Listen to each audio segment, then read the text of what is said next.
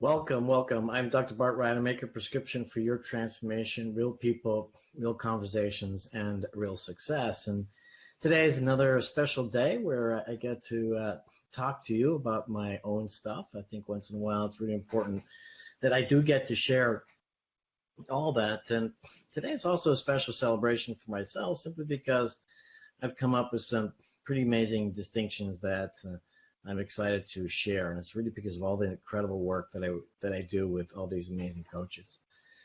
And so it's interesting when we talk about coaching and how many people are so critical about coaching today. And you watch TV programs, and there's so much criticism about these people out there and what they're doing, and perhaps some of it might be legitimate. Some of it may really be very appropriately placed, but that's with any kind of profession. But what I find interesting is that the people that are so critical of it are mostly those people that are really stuck, and they're not even aware of the fact that they're stuck. And they're also unwilling to do something about it. So today is about that. Today is about what is this whole area of coaching, but more importantly, what's the area of possibility or dreaming that you have right in front of you that's waiting for you? What's possible for you? And so today is about, are you ready to dream? And so I want to thank Sedona once again. I missed you last week. We had some interesting things happen. Did that get all sorted out? Yes, we actually had a car accident down like on the bottom level out a hub, and so we're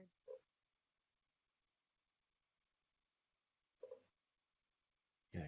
So I just lost your volume there. So I don't know if it's me or it's you, but somehow I'm not hearing you. And I'm just making sure it's not me. Go ahead, say something. No, you're off. Something happened there, and I can't hear you. Let's see what's going on here. Well, anyhow, you can hear me okay? Yep. Oh, now I can hear you again. All right, great. So well, I'm glad you're back. I'm glad to be able to be broadcasting again. This is actually a great privilege for me, really to share my views, but more importantly, to tap into what I call that collective wisdom, from all these amazing people that I get to interview, and it's only going to get better over time. Because tapping into that collective wisdom is also creating that space for generative collaboration. It's that space where we can all learn and work together to make a better future and world for all of us. Rather than finding everything that's wrong with it, really finding out what's also right with it. Just like Tony Robbins likes to say oftentimes is, what's wrong is always available to you, but also so what is right. And this is all about what's right, what's positive, where is that possibility for all of us. And so you have to wonder, what happened to the dreams? What happened to your dreams? We all dream at some point. I mean, even daydreaming counts. Wishing and wanting is also that socially acceptable part of dreaming. But too often, we're actually told that we should not. And that actually started off when we were children. Kids have these magnificent imagination, thinking that they can solve all the problems in the world. And I was one of those. And then we're told that we can't. And when you think about it, if you rationally start looking into what is that all about, sometimes we actually do need to be somewhat practical. Sometimes, or in other words, every system has its own logic or its rules. And sometimes dreaming just doesn't have its place in that. And I remember back in school, and interesting enough, I was a very young writer. When I was 12 and 13, I think my mom recognized that I was this amazing writer, and I just thought it was normal. But I had a lot of fun doing it. And so I would start writing poems and kind of capturing my thoughts and my feelings, because it was my way to actually process the world around me. I just didn't want to accept the status quo. I didn't want to just simply accept what other people were telling me. It's something that I actually had to process. And the best way that I was able to do that is through my writing. But then I had a very rule-driven English teacher who said, look, you need to get serious. You need to just do the work and then learn the grammar and then you could start writing. And I didn't do that, and so perhaps I'm not as good of a writer as I could be. And oftentimes I find that my grammar, especially on a word, is correcting it all the time. So, but the point is, is that I chose to continue to dream. And even if it didn't seem too practical, it was the right thing for me as well. But here's the other part when people tell you that you shouldn't dream. And other times it's their personal judgment, it's their personal limiting belief that they want to impose upon you. And so you've got to decide for yourself, are you dreaming enough? And when you have those dreams, I recently heard something on Facebook. It was some speech that was given by some celebrity, and says, don't dream big.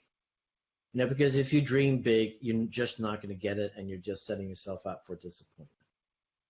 And I think when people do that, they stay in that arena of smallness.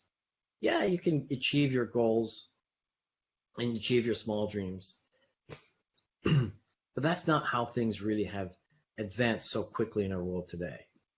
Is people imagine things that other people can't. They are dreaming big, and they're simply going after it. So depending on the internal dialogue that you have, whether you agree with their comments and their dissent against those dreams, then you're going to make a decision as to what it is that you're going to do next. And in my case, back in school again, right? All rule driven, everybody telling you what you can and can't do, and all these people are experts as who you are, what's possible.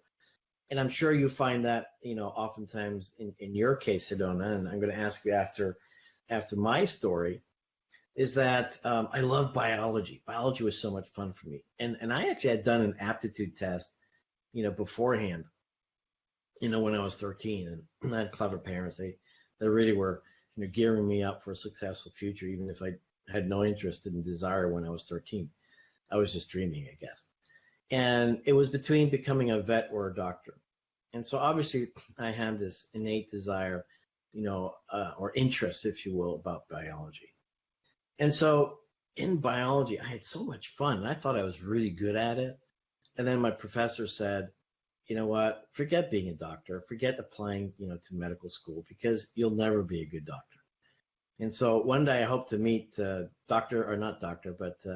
Mendelson from Atlantic College way back when. Hopefully he's listening to this, and letting him know that, I'm at the top of the medical field and doing some pioneering work in stem cell therapy.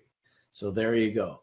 And so what happened there in my particular case, it was the drive to overcome that dissent from others, that criticism from others, to prove them wrong.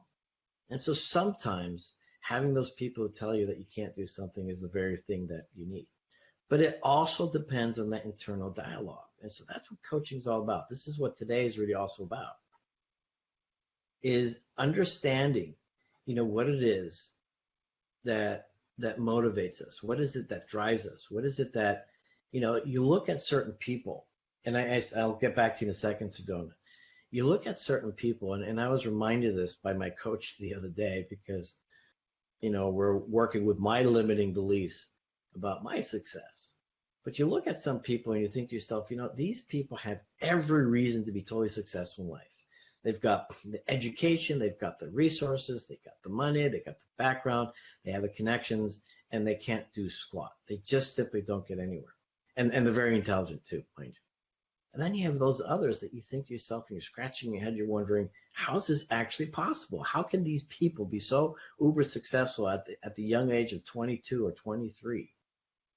And you would never believe that can actually happen. So it really has to do with that internal dialogue. And that's the wonderful world about coaching, is really getting dialed into that part of you that really wants to dream, wants to think big, has the vision, has a compelling future, and helping you figure out what that is.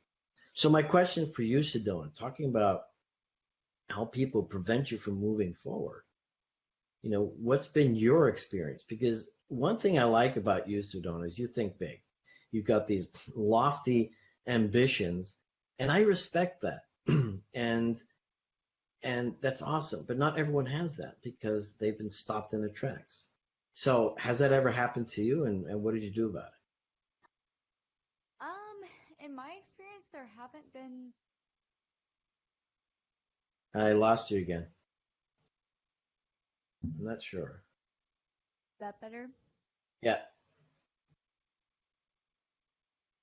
Um, yeah, there really hasn't been that many times that people have told me no. I definitely have had really, really good professors that encourage us to keep going and do what we want. And there have definitely been some counselors that have said maybe you're taking on too much, but they've never they've never stopped me from doing what I wanted. That's awesome. But that's not always true. And obviously you've got a great dad because we talked about your dad before and how he's amazingly supportive. And that's what I find interesting in all the things that we want to do in life is that we actually do need that support system around us to really help us, create the magic that we desire in life, to create the reality of our dreams in our life, because it's that environment that's conducive to that. Um, for you. I mean, obviously, if the environment isn't, you still can overcome that, but it's so much easier when you have that. And so my work has a lot to do with inspiring others to dream again. And fortunately for me, I finally crystallized that concept over years and years of the work that I've been doing. And it's been a long journey, living in, two different continents, 5 different countries, 35 years of education, and then 17 of which have been in the medical field. And part of what was critical about my life, my journey, is I never stopped learning. I never stopped that curiosity, never stopped looking for more, and oftentimes would be criticized for that, even with my partners at that time.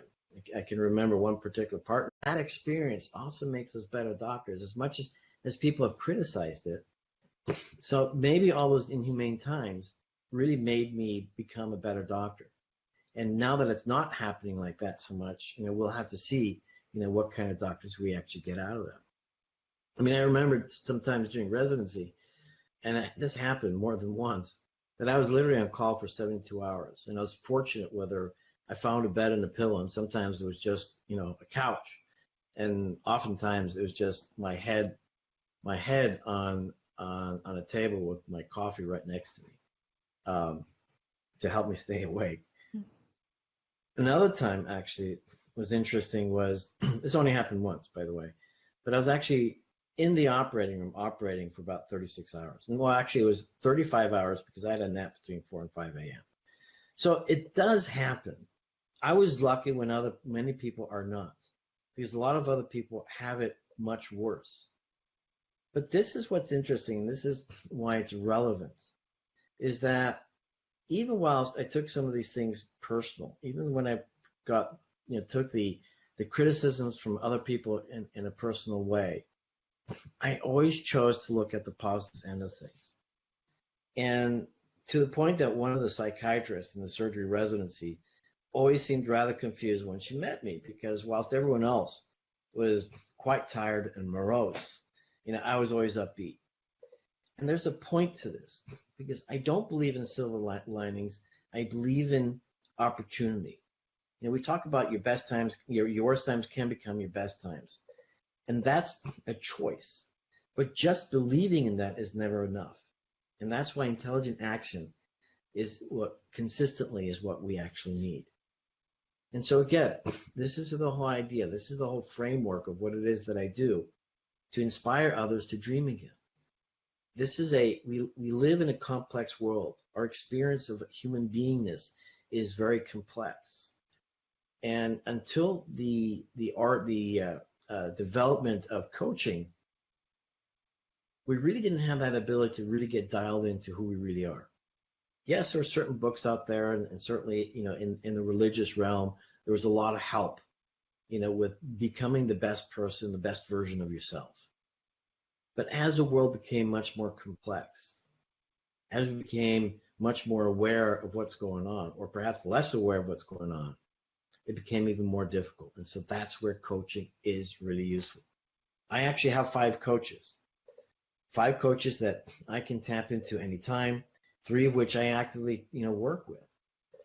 And so the important part is this: when it comes to coaching, when it comes to, what's the life that you desire, you've got to look out, you've got to look for them, you've got to discover those resources out there. There's so many books out there, there's so many audio tapes, there's so many events, so many people, past and present, that can actually support you in what it is that you want to do.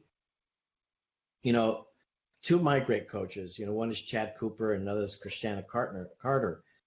Both have written books. Both of them are notable in the world of coaching.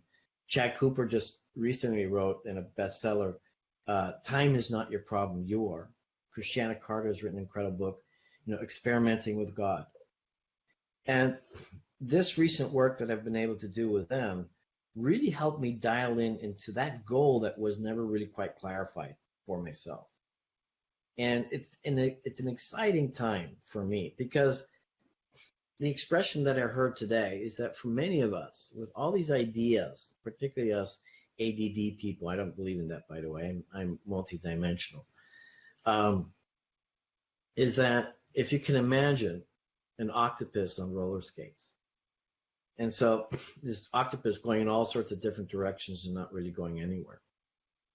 And so the question that you're going to want to ask yourself is, what is your purpose? What is your goal? What is your endpoint in life?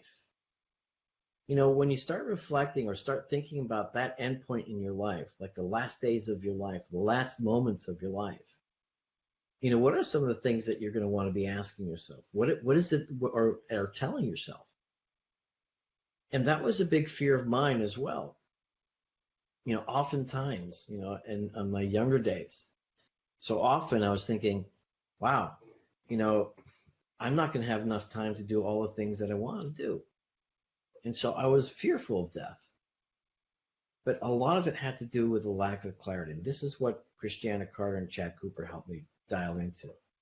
And it's namely to inspire others to dream again. Mitchell Stefko and Robert Dilts, two brilliant people. And Robert Dilts, an accomplished author in neurolinguistic programming, helped me also clarify something about 2 years ago. What was I passionate about? And interesting enough, when I look at that statement that I have for myself, what am I passionate about, clarifies all the things that I do as a plastic and reconstructive surgeon, as a coach, as an integrated energy healer, as a stem cell therapist, as a thought leader, and someone who really looks to develop a platform where he can tap into that collective wisdom and develop this generative collaboration. And that is, I'm passionate for creating change, enhancing life, and developing peaceful awareness. Because again, when you think about it, this is what we want in life. We want harmony, we want balance, we want divine happiness. And that's that concept of divine happiness that I also learned, from Joy Blue, from the Snowline School of Integrated Energy Healing in New Mexico. A lot of work from Eva Pierrakis and Barbara Brennan, brilliant people in the energy world that are bringing much more science into this whole concept of energy. Our thoughts are energy. And to ever think that our thoughts doesn't affect our body is just being, naive and ignorant of what's really truly happening in our lives. And so with them, the idea of divine happiness was a critical concept that I understood and that we all desire. But here's what's interesting about the desire for divine happiness. However you want to define it, and oftentimes I would talk to people and says, oh no, I don't want that. So they're just not realizing or acknowledging what it is that they want. But to get divine happiness isn't really that complicated, because all you have to do is resolve whatever makes you unhappy. That's all. That's it. That's what you simply have to do. Now, doing that part might not be so easy because we're complex beings. So with the work that I've done in integrated energy healing, I came up with my own epiphany, and that is giving ourselves permission to be human. We have to be responsible for how we show up, for what we do. Because when you think of it, if you're listening to this show right now. Think of it this way. You are, in this very moment, the culmination of all your decisions, all your experiences, all your emotions up to this very, very moment. So it's really your fault, and I say that with tongue in cheek, that you're listening to me now. You created this. As much as you want to blame anything else around you, you ultimately made that decision. Even so far as getting in a car accident, as horrible and as it may seem, you brought yourself to that very, very moment. And if you want to talk about cosmic interactions, all that kind of stuff, well, have to be another time, because that's actually a little bit on my pay grade. But that does exist. We are all connected in some sort of way. But that process of integrated energy healing really helped me understand that over the years, we've been traumatized in one form or another, and oftentimes very much unconscious. We've been infected with all these different memes from other people, like Viruses of the Mind. Great book if you ever want to read it. And how we get infected by other people's thinking and processing and problems and challenges and judgments if we're not aware of it. I think it was Jim Rohn who said, stand guard to the door of your brain. I mean, it's so easy to be affected by others. And again, that's the reason for my platform here, is to bring brilliant people, interview them, talk about them, and not just the greats. I mean, all the greats are getting all the interviews. It's all the rest of the world, the regular people that I want to bring on this platform, to hear their voice, to hear their magic, so that together we're not relying on the greats to decide what's true for us, but that we can find other people in our communities close by, meet with them, collaborate with them, talk with them, integrate with them, and make changes in our lives and help others as well. And so that's all about self-actualization, self-exploration. It's a big journey. And again, as my coach reminded us today in one of his mastermind groups, it's not for the faint at heart. It requires a lot of courage, a lot of conviction, a lot of determination, a lot of fear. But the rewards are absolutely amazing. Once you get the breakthroughs that you want in life, and that's where you get to be honest with yourself. So many people, are living the life that they were told to live. We call that being at the effect.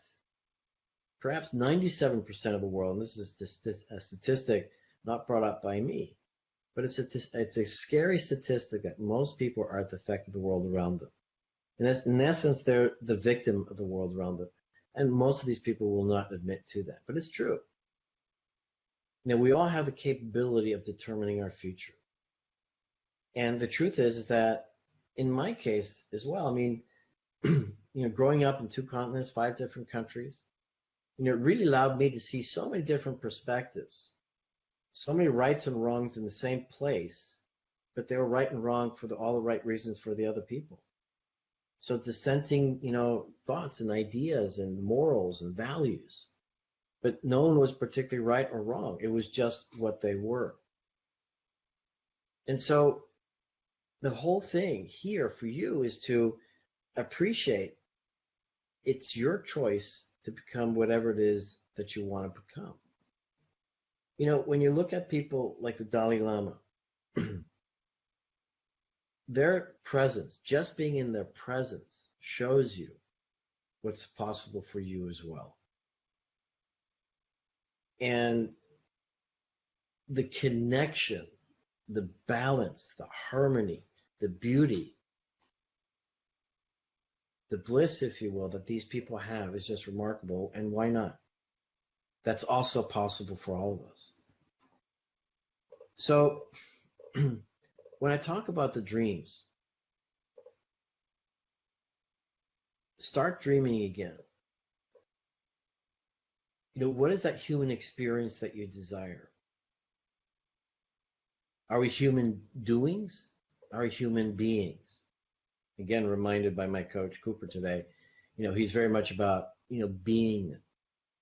Also, like Louise Hayes has talked about, reversing the I must do to be, and that no, I must do, then have, then be. Be, have, and then do. That's how it actually has to be.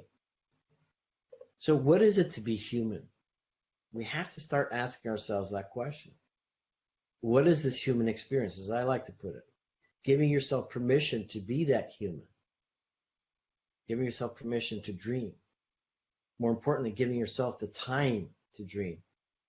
With all the distractions, and I found this recently myself in the last couple of weeks, that I did not take the time to dream.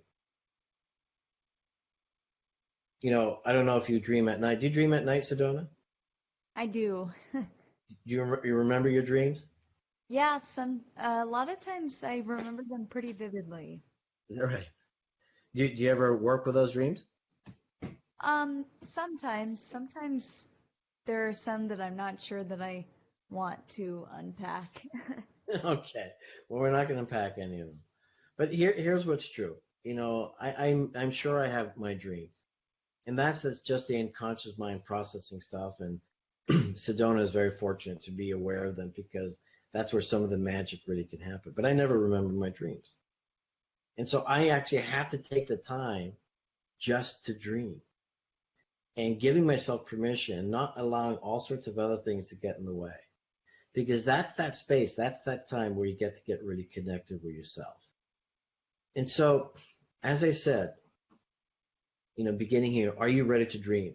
Why would you settle for anything less? Because it's the dreams that create the future that we desire, that we really truly desire. It requires intelligent action. And that's the work that I get to do. So the way that I approach it is that I believe we live in an intelligent universe. However you want to define this universe, some people talk about chaos coming together, coming to reason, or reason going into chaos, expansion, contraction, whatever that is. But yes, we do live in an intelligent universe. A lot of things make sense. And so all we have to do is tap into that intelligence. And again, that's the underlying theme of this platform. Prescription for your transformation, tap into your authentic genius, live the life that you desire by understanding what the intelligence you have access to. It's your brain intelligence, it's your body intelligence, and it's also that energy intelligence. Now, the energy intelligence may be a little too esoteric for most of us.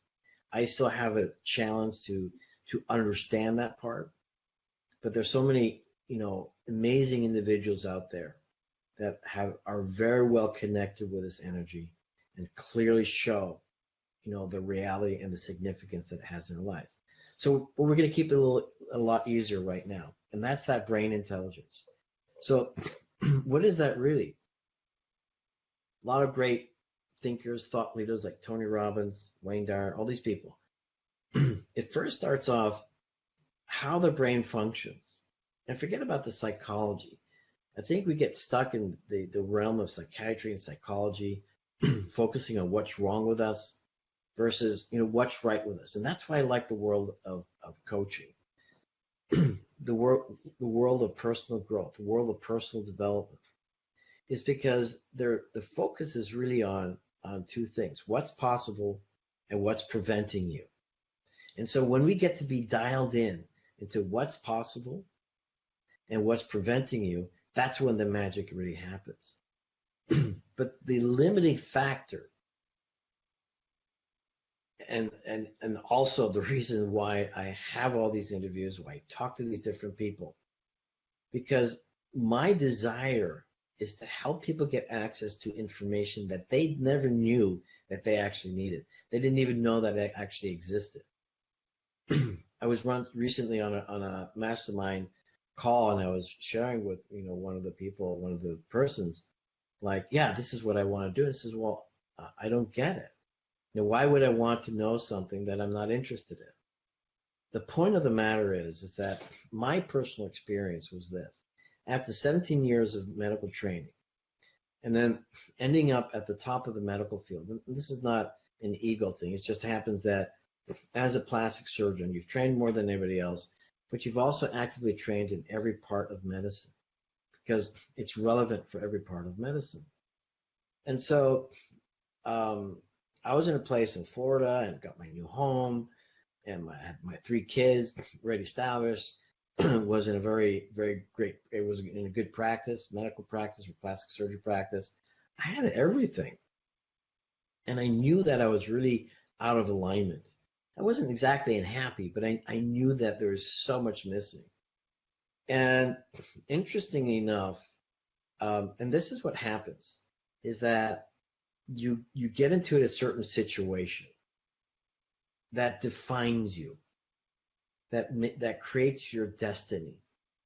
And as this great thought leader Tony Robbins, it's the moment in decisions, the moment of decision that destiny is made. And this is what happened to me. And I didn't know who Tony Robbins was at that time. Actually, I'm lying about that. I did. But I saved somebody's life. And it's what I do. But I almost missed the mark because I was being pulled away. But I trusted my instinct, and I realized, I've got to go take care of this patient, check up on this patient, because something didn't seem right. And because I did, I actually saved his life. And this man was so grateful to what it was that I did. And, I just took it as part of what I did. But, and he kept on feeding me these CDs and these books on this guy called Tony Robbins. And I would watch Tony Robbins that night after being on call, all day and being in the ER and surgery, coming home at 11 o'clock at night. And oftentimes I would have to kind of do my meditation where I just, put the TV on, and it was just allowing my brain to process stuff. And I would see Tony Robbins, I think it was the QVC channel. And I really didn't like him. And I was coming from the place, really honestly, of ignorance, not so much arrogance, but ignorance. Because I didn't like what he said, because I thought, I'm multilingual, speaking 4 languages. I'm a European, I'm a cosmopolitan, I'm international, I'm a doctor. What is this guy who's talking all these big words and stuff? What is he going to teach me? And this is something I hear all the time when they talk about Tony Robbins, is that they have absolutely no idea what this man is capable of. And so many other people out there, coaches in particular, people just don't have a clue what they're capable of doing with you.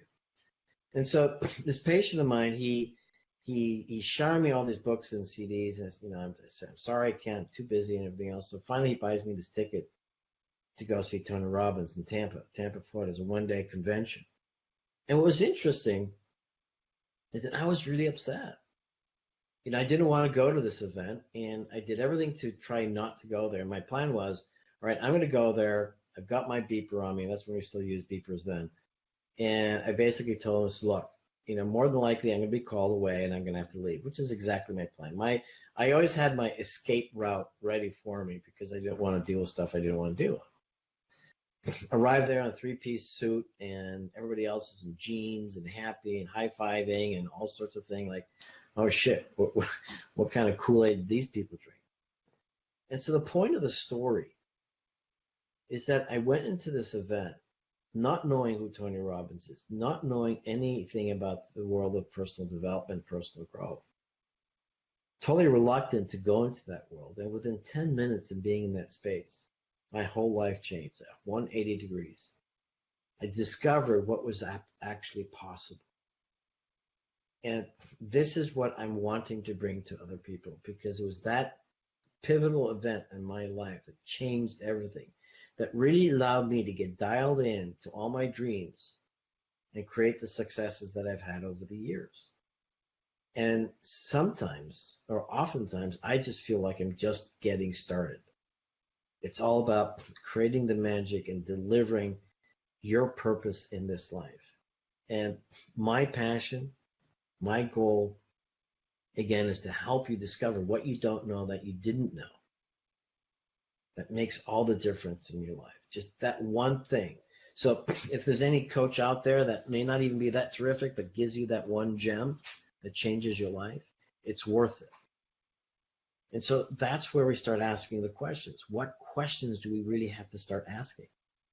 Again, the quality of questions determines the quality of life. When we ask lousy questions, we're going to get lousy answers. And so part of what the brain does, it asks itself, okay, what is it that I focus on? What does this mean? What am I going to do about it?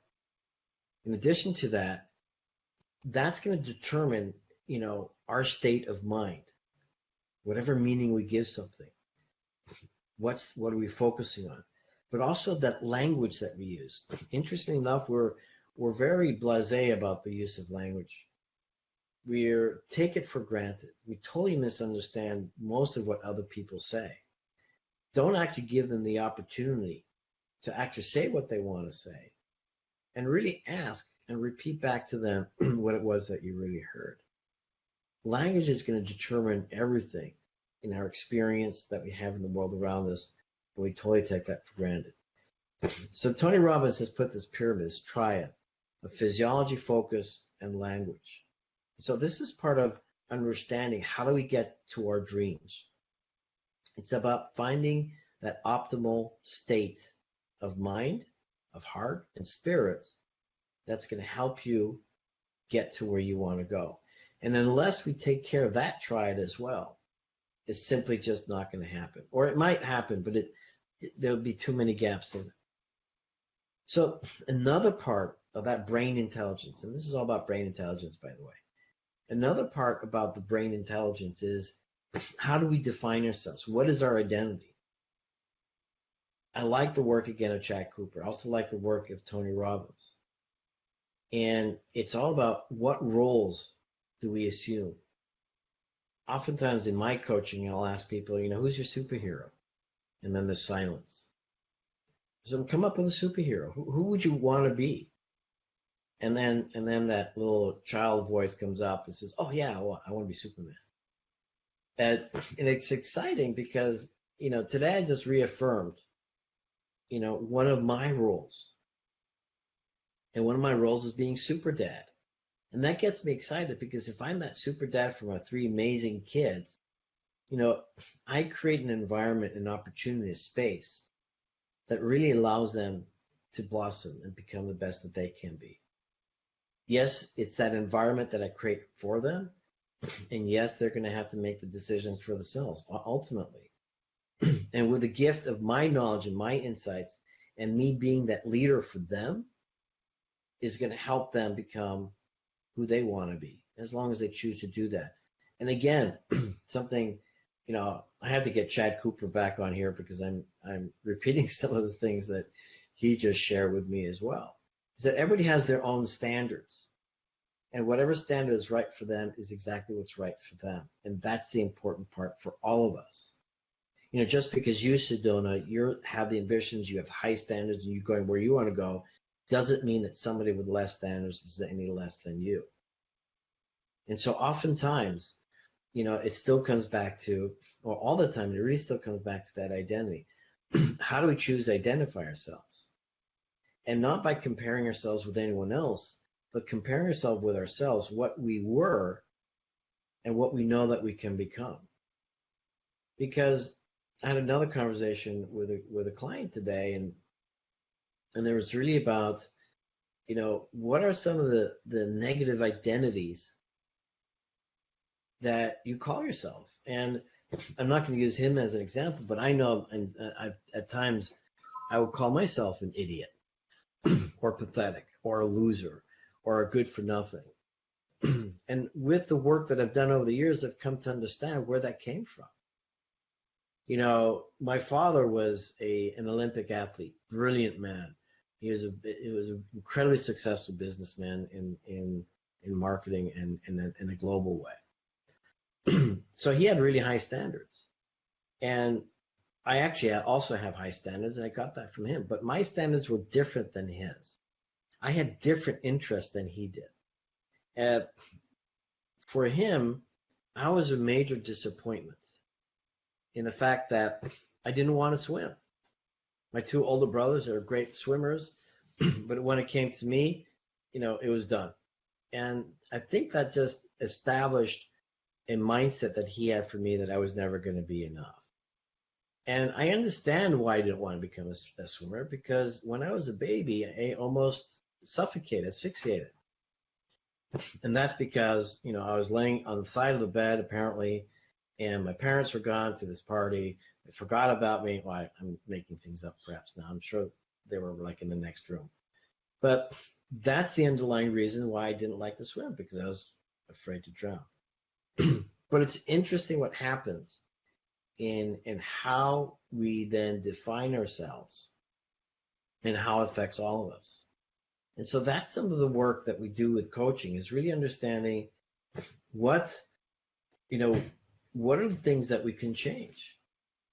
What is the identity that we can change? Without changing our identity, without changing the way that we call ourselves, nothing is going to change. And so I'm the Warren Buffett of finance versus, the guy that can never balance his checkbook, according to my father. And so how do you define yourself? What's the way that, what are you choosing, for yourself? So moving forward, with your dreams, it's just the need to have that vision. What is it that you really want? What's going to make you happy? What's going to get you excited? What's going to get you driven? What's that emotion? And what's going to create that? Oftentimes people look at external things, the haves, the money, the house. Those all that does is create emotion. The real divine happiness is, who do you get to be? What do you get to do? Who do you get to influence?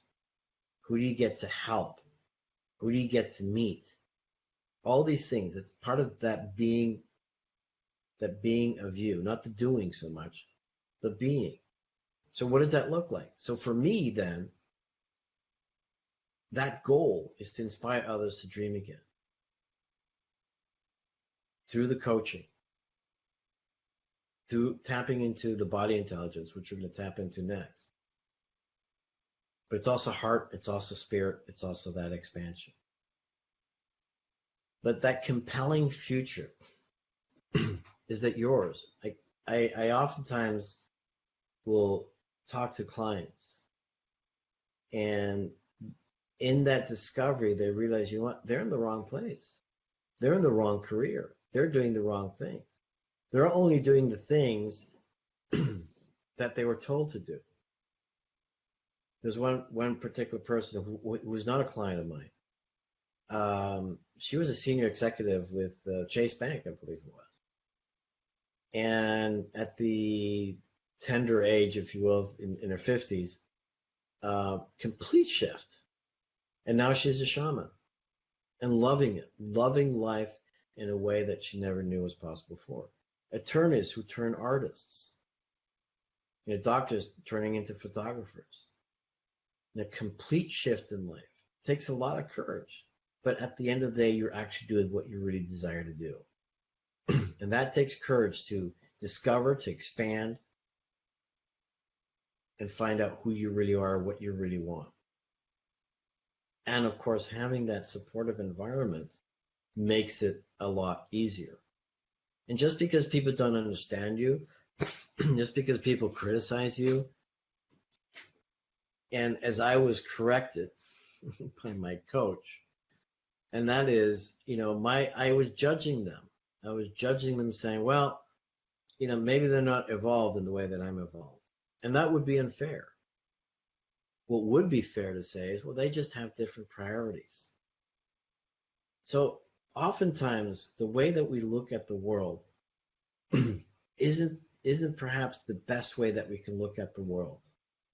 And finding ways to reframe, finding other distinctions, learning from other people, and trusting that.